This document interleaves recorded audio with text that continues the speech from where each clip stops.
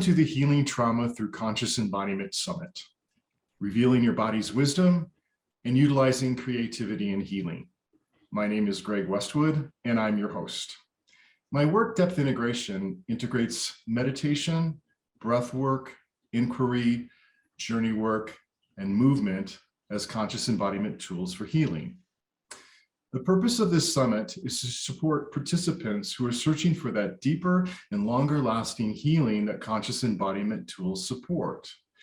My intention is to educate, motivate, and inspire each of us into taking empowered steps in our healing journeys and to remembering who we truly are.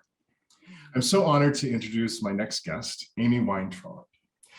Amy is the founder of Life Force Yoga Healing Institute, an acclaimed yoga therapist, and a pioneer in the field of yoga and mental health. In 1999, Amy wrote The Natural Prozac, Yoga Journal's first article addressing yoga and depression. She is the author of Yoga for Depression, Yoga Skills for Therapists, the new card deck, Yoga for Your Mood, 52 Ways to Shift Depression and Anxiety, and numerous articles and book chapters. Her presentation today is entitled Yoga, Releasing Trauma, Body Memory. Amy, it's so wonderful to have you here. Thanks for joining us. I feel like I'm talking to a brother, Greg. We have so much in common in terms of the ways in which we practice and work with our own moods and the moods of those we serve. So it's an honor to be with you. Well, thank you so much. Can you tell us why yoga is so effective for survivors of trauma? Well, I can answer on multiple levels. Okay. First of all, we've all had experiences that shut us down, whether we have PTSD or not. And some of those experiences have been pre-verbal before the Broca area of the brain goes online and we have that speech to speak it. And so those trauma memories and throughout our lives too, we constrict when we've had trauma. For example, the diaphragm. There's a wonderful photograph from an old New Yorker article of someone in a Vesuvius type eruption where the body just completely constricts. That tightens the diaphragm. So when we use our bodies, when we engage our bodies in helping us release trauma, we are releasing trauma often without a story attached. So yoga helps on multiple levels. There's lots of good research and we can talk about that later, but it also gives us a moment, even if it's just a moment, of a kind of a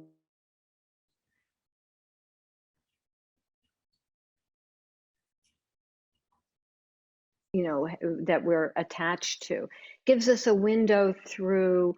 I'm going to stop you. When you said a moment, you froze. Can you go back a little bit? Mm-hmm.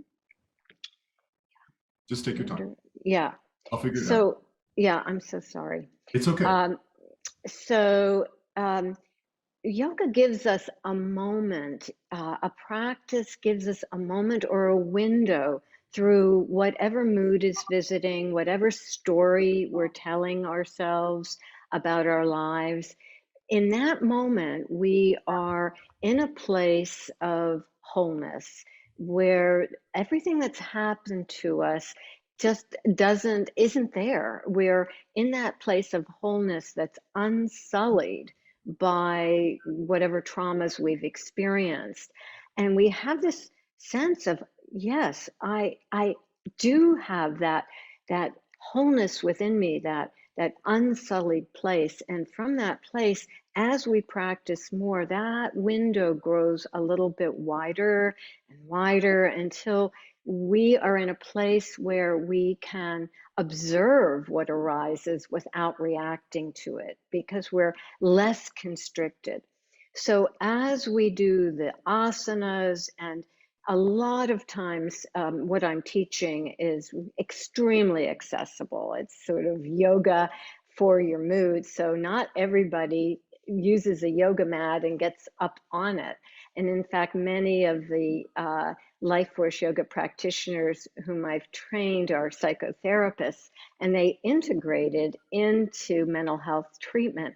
And those practices that they use that are evidence-based and or traditional yoga practices have been synthesized to be adaptable to all populations. So even if someone is a fundamentalist of one faith or another, there are tools that yoga can provide to give access to that state of wholeness.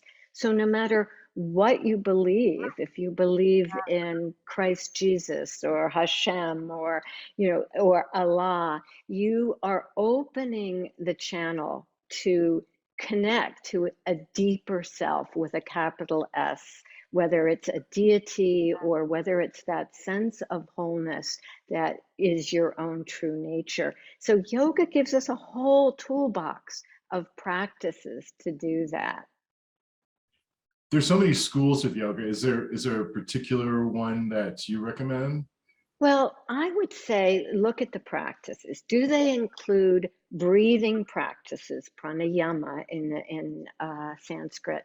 Because the breath, as my colleague Holger Kramer, with whom I wrote a chapter for yoga and mental health, a textbook, he's a senior researcher in Germany.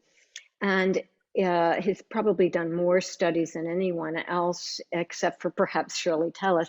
What he has found in doing a survey of the literature is that the most efficacious practices are the breathing practices for working with mood, depression, and releasing trauma. So I would make sure that whatever style of yoga you are choosing or whatever lineage or school, that the pranayama, the breathing practices are included. And that means both energizing practices and calming practices. So that might be some rapid breathing combined with slower breathing, which raises heart rate variability, which is a good thing. When we're depressed, anxious, or have a history of trauma, we often have, research shows, low heart rate variability.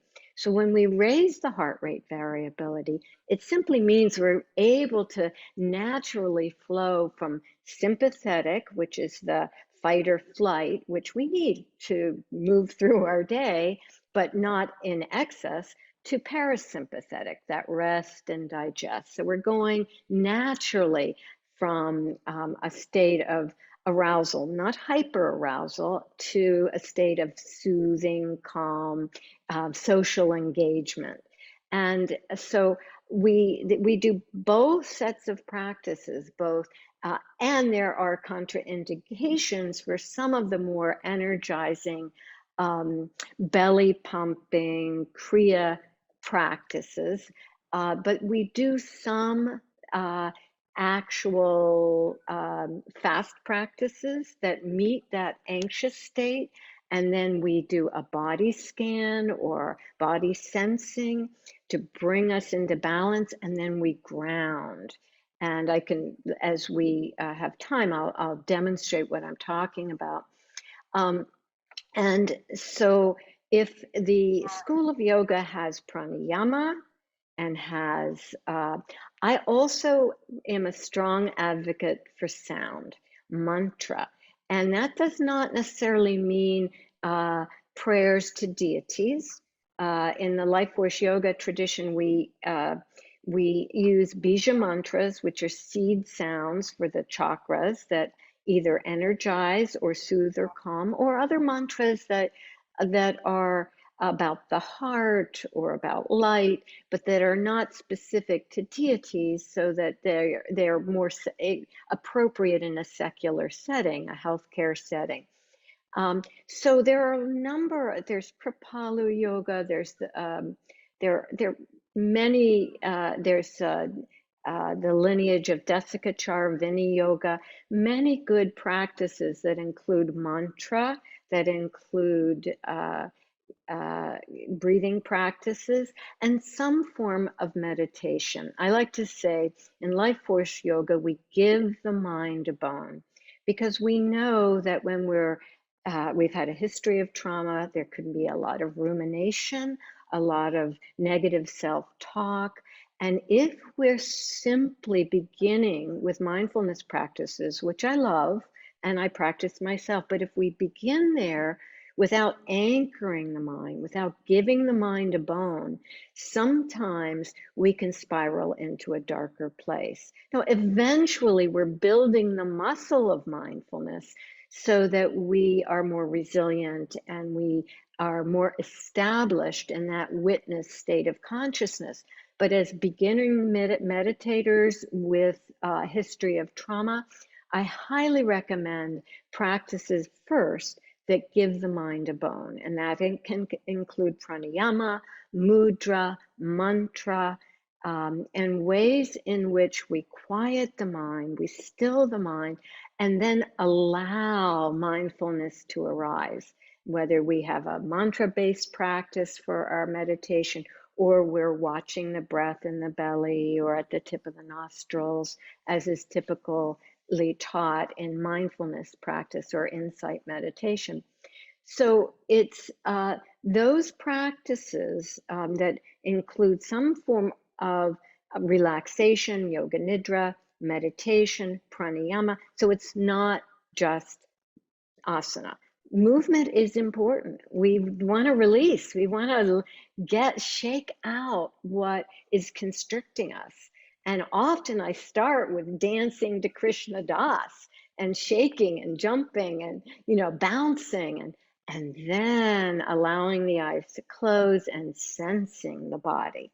Because the body is always present, as you know for sure, Greg. The mind's a time traveler.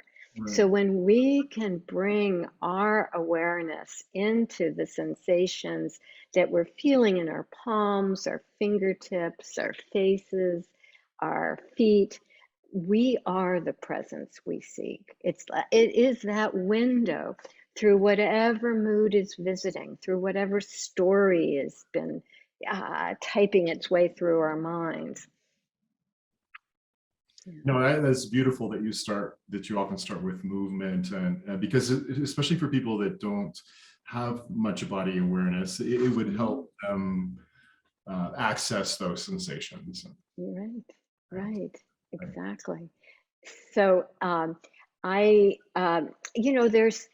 there's a whole yogic philosophy that aligns with, say, the neuropeptides too, where we talk about trauma and emotions stored in the body. So in yoga, we talk about the samskaras, and I know in Buddhism there's also samskaras. And in yoga, the interpretation is those constrictions, those karmic knots that we've accumulated through our lifetime. And they form what we call in yoga a vasana, or a web. And they, so that what it does is it's like a blueprint, so that when something activates our trauma, we might respond in the way that we did when we were 4 years old or 7 years old. So we've got this pattern going on. And neuroscience sort of validates that. I mean, Candace Pert's work talked about the neuropeptides. So we're not just, emotion isn't just in the limbic brain, but throughout the body. So when we start to move and shake, and whether it's Peter Levine's work in terms of building for, moving the body in that way, or there's so many beautiful somatic psychotherapy practices that understand this, and certainly yoga. A lot of them are based in yogic understanding that we store so much in these bodies of ours, and to release it. Often I remember reading in the Psychotherapy Networker in 2004, Bessel van der Kolk, who is now a good friend, but was an idol of mine, because he basically was saying this from a psychiatrist perspective, that that everything is stored. He said, what he said was something like, as long as we only sit and on our tuchus and move our tongues around, we'll never get to the root of the trauma. And what he meant was that it's important to move the body. That doesn't mean rolling out a yoga mat and doing an hour-long practice of asana. For some, it may. For others, it may be doing something simple, a 2-minute movement, a little dance, and then moving it into that body scan, that grounding practice, and then that final kind of, I like to use sound, a mantra, and bhavana, visual imagery, to sort of complete it. So, yeah. So I'm not tracking our time. I can talk more, or I can show you a little practice and then talk about it afterwards. Why don't you show us the practice? That'd be wonderful. Okay, and you're willing, I mean, Greg, I know you're sitting there, and I just learned that this is a video, so I'm actually gonna move a little bit. Okay. So I'm gonna move my chair back, and you can do this seated or standing. Okay. And I think what I'll do is meet that agitated state first. And that's a big part of what Life Force Yoga is about, is meeting that state of hyperarousal, the rajasic state, the busy mind. And then we'll bring it into a more calming place. We'll sit down with it. So I'm going to bring, I'm not going to show you my whole body, because you can do this seated as long as your chair is armless. It might be, you might bump around a little bit if you've got arms on your chair. So my hands are going to be on my shoulder. I'm going to inhale and inhale. So it's a 2-part inhalation, and then an exhale, ha, and an exhale, ha, as I cross the body. And then I'm going to add the sound rum, which, notice what happens to your belly when you say rum. Rum, rum. It's a mild kriya, which awakens the solar plexus, self-esteem, power, identity. That's what the yogis believe is the Manipura chakra, that solar plexus, self-esteem, power, identity. And often when we've had trauma, that's pretty tamped down. So hands at the shoulders, and feel free to really yell it out with a ha, and then we'll add the ram. Inhale through the nostrils, inhale through the nostrils, ha, ha, inhale, inhale, ha, ha, inhale, inhale, ha, ha. Let's add rum. Inhale, rum, rum, rum, rum, rum, rum, rum, rum. 2 more. Rum, rum, rum, rum. And then allow the eyes to soften or close, and allow the palms to open, and sense the energy you've awakened in your face, in your cheeks, left and right. Sense the energy in your left arm, from your shoulder all the way down, pooling in the palm of the left hand, maybe tingling in the fingertips. Inhale through the fingertips of your left hand all the way up to the crown. Exhale down through the right side, sensing the whole right side, the face, the right shoulder, the arm, the energy percolating in the right palm, the fingertips.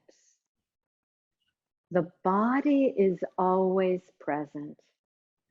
The mind is a time traveler. So when you pay attention to the sensations in your palm, you are that presence, that window through whatever mood is visiting. Inhale from your feet to your crown, I am. Exhale to your feet, here, grounded.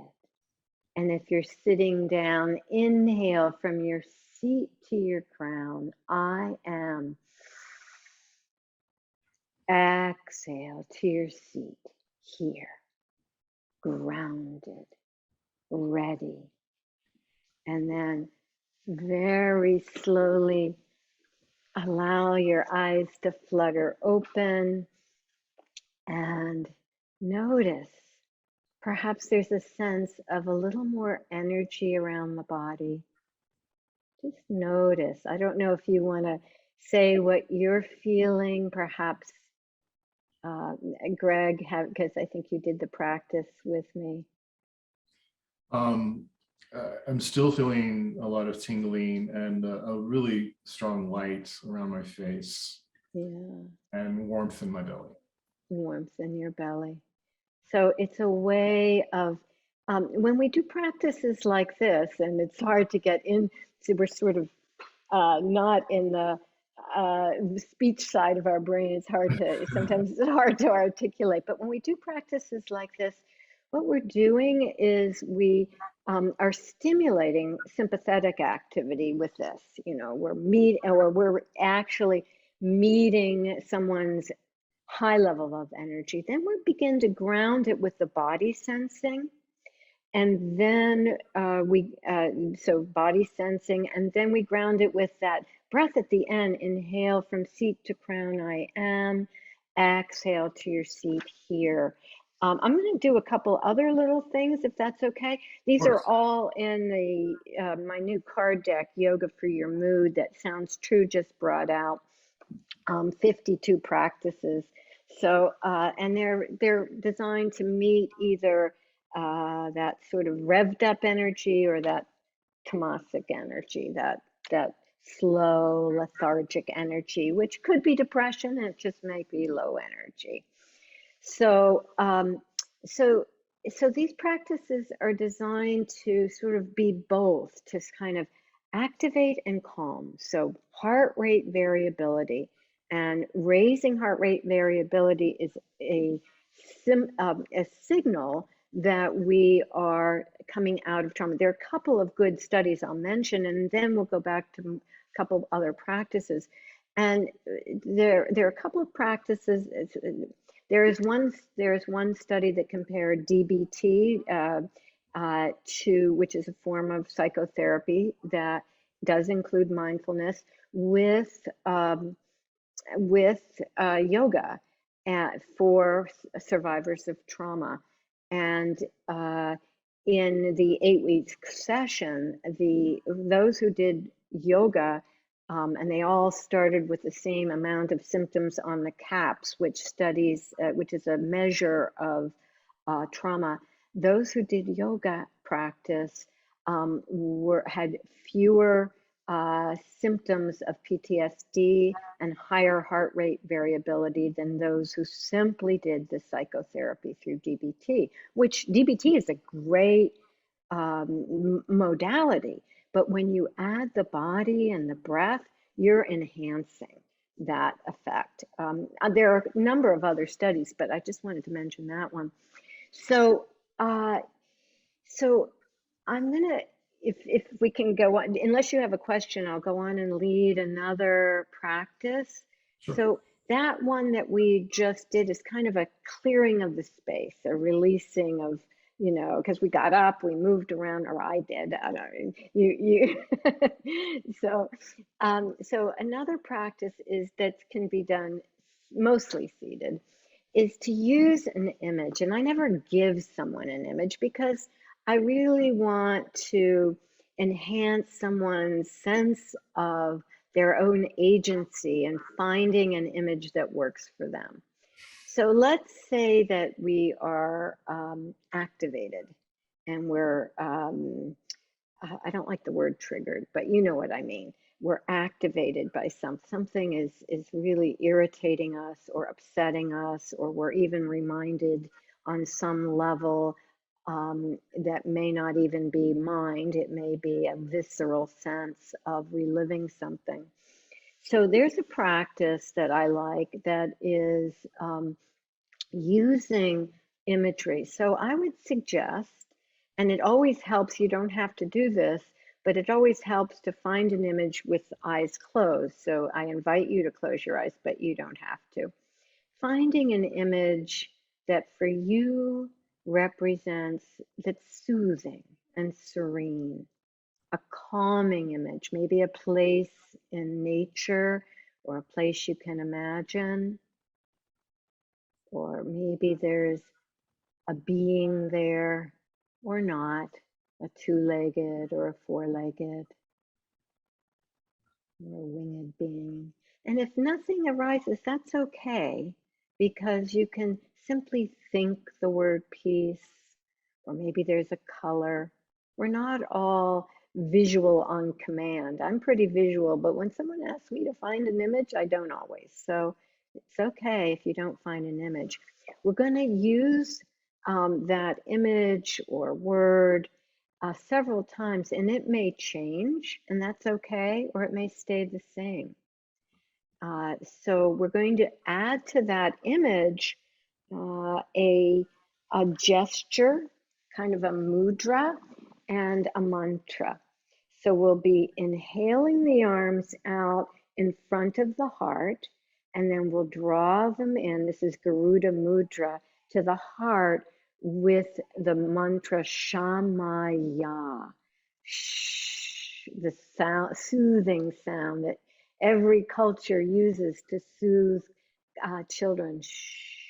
The ma sound, which is universal in its amma, ima, ma, mama sound of soothing. And then the y sound, which is the sound for the heart. It also means I love you in one of the Native American languages. So we're going to use shamaya. So it'll look like this.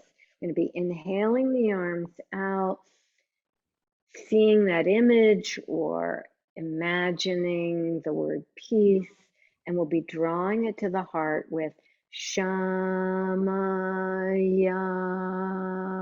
We'll do that at least 3 times, probably 3 times.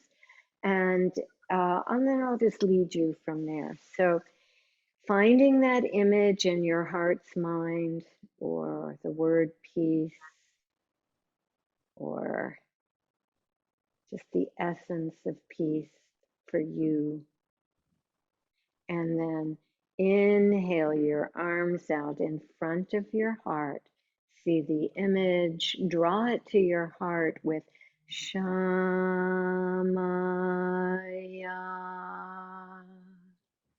Inhale, 2, 3, 4. See that image shining in your heart's mind. Shamaya.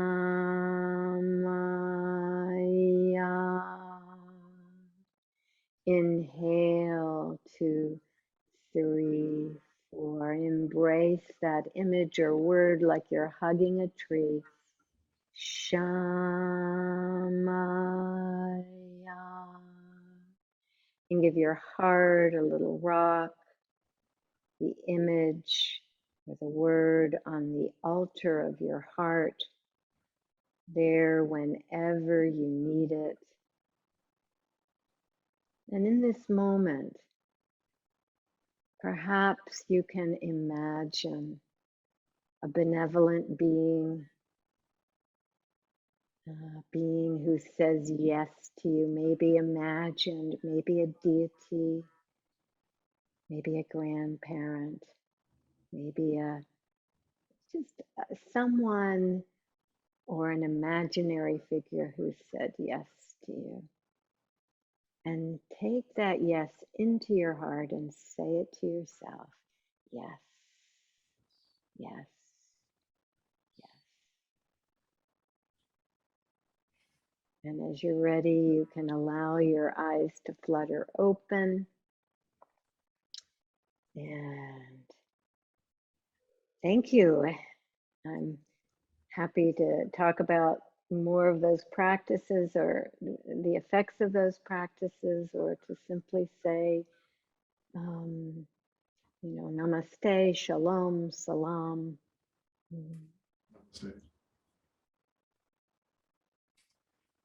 That was beautiful. Thank you so much. I'm sure everybody received the benefit that I did. I hope so. Thanks for taking the time to be with us today, Amy. It's been so wonderful. We're going to have a link to your website so that people can learn more about all that you've written and your work and how you work with people. And then I think you're going to generously give a gift to people that sign up for your email list. Do you want to talk about that? Yes. One of the most effective practices, both in terms of anecdotal and research, is Yoga Nidra, Yes. which is a guided meditation done in a relaxed state. I use it almost daily. If I wake up at 3:30 in the morning, my ear pods are in and I'm doing Yoga Nidra because it's very soothing. It's not just a relaxation. It's a non-dual practice which takes us through an exploration of the opposites of sensation and emotion and belief. And it then takes us into that wider, spacious awareness, that oceanic place of, you can call it bliss, but also that sense of witness consciousness where we are in that state of self with a capital S. And it's a very healing practice, particularly for those who've suffered trauma. So my Yoga Nidra is, it's based on iRest, which I've studied, and it's about 30 minutes long, and it's very good for depression, very good for trauma, and I hope you enjoy it.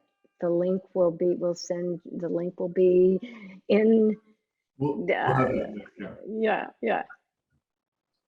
Well, that's great. I just really enjoyed this so much, and thank you for your wisdom and your